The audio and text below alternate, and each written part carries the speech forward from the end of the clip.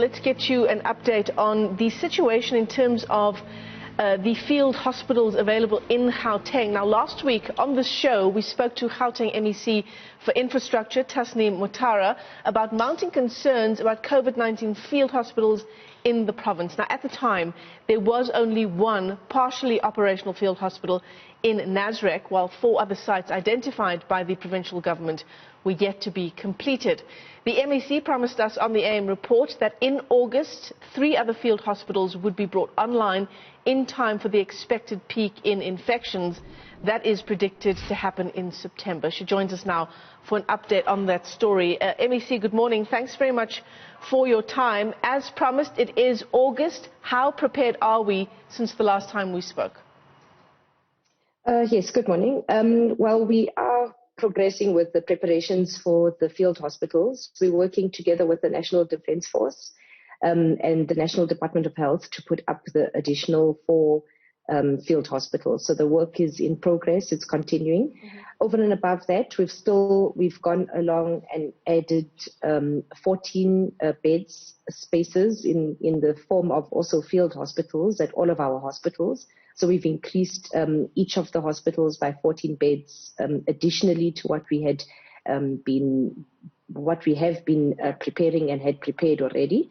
We're going to add to that another 14, so each hospital will have an additional 28 over and above what we have prepared internally in the hospitals. You're talking about the hospitals themselves? Yes, hospitals themselves, but they're in the form of field hospitals, so they're not wards inside. They're external outside facilities like the field hospitals. So we've done 14 beds spaces per hospital. We're going to add 14 bed spaces per hospital as well. So that will bring us to a total of 28 bed spaces per hospital. How does that boost us in terms of the capacity that we have in our hospitals? 28 extra beds in a hospital doesn't really sound like a lot, but you'll tell us whether that is making a real difference to our capacity to treat COVID patients and possible COVID patients.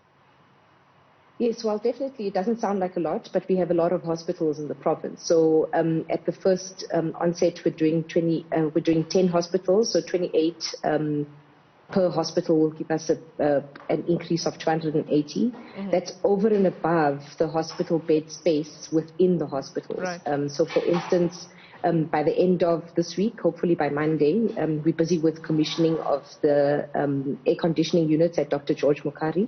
That's inside the hospital. By Monday, we would have handed over an additional 104 beds.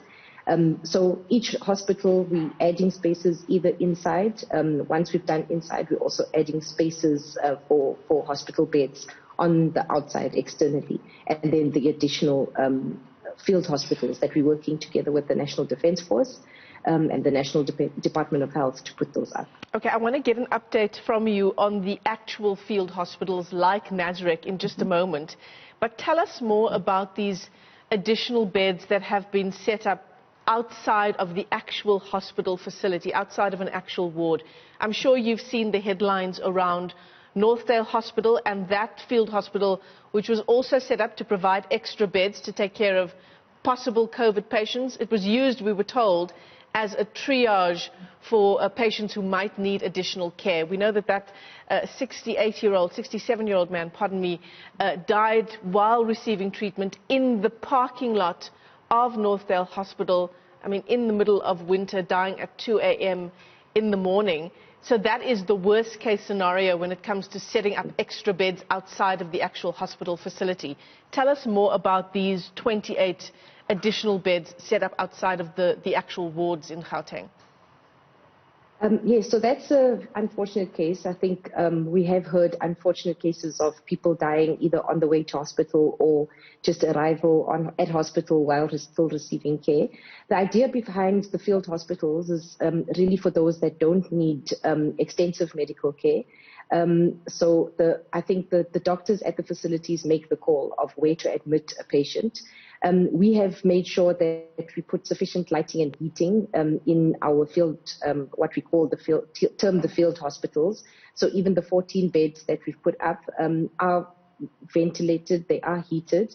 It is quite expensive, but it's something that we have to do to be able to make sure that they're comfortable, because even the doctors, nurses work in those facilities throughout the night. But the idea is to make sure that even somebody who needs just basic care is treated at the hospital. And of course, like I said, that's for the clinicians and the physicians at hospital level to make that call of where a patient would go. So you wouldn't want everybody to be admitted because the doctors would feel that they don't necessarily need it. I recovered from COVID, but I was at home, so my symptoms were not as severe.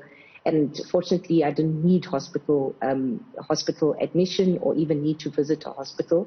But there are those, and sadly, like I say, we have heard of those cases where people do pass on either at arrival or on the way to the hospital, sadly.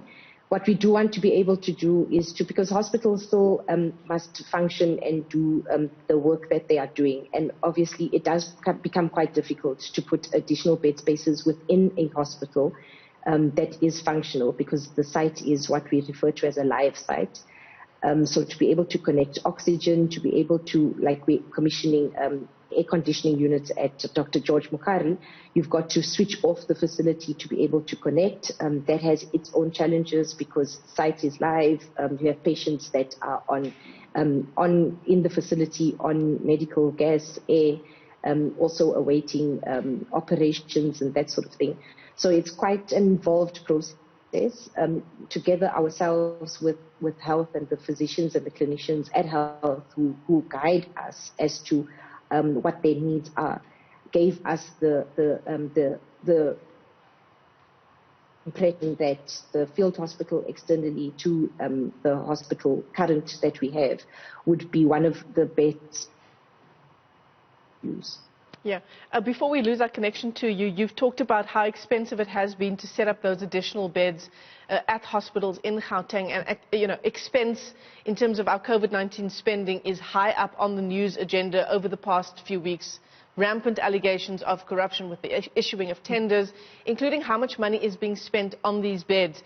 Allegations now from the DA, I understand, that the Nasrec Field Hospital cost us 13,000 Rand each for the beds at that one field hospital, when the cost price for that particular bed, according to the opposition party, is around 5,000 Rand. What are the kinds of costs? First of all, please do respond to this allegation around the Nasrec Field Hospital, and then how much are we spending on those beds, those 28 additional beds at the 10 hospitals in Gauteng? So the beds are actually purchased by the Department of Health. They're not purchased by the Department of Infrastructure. What we do is make the infrastructure available for them to put in furniture or health technology or equipment.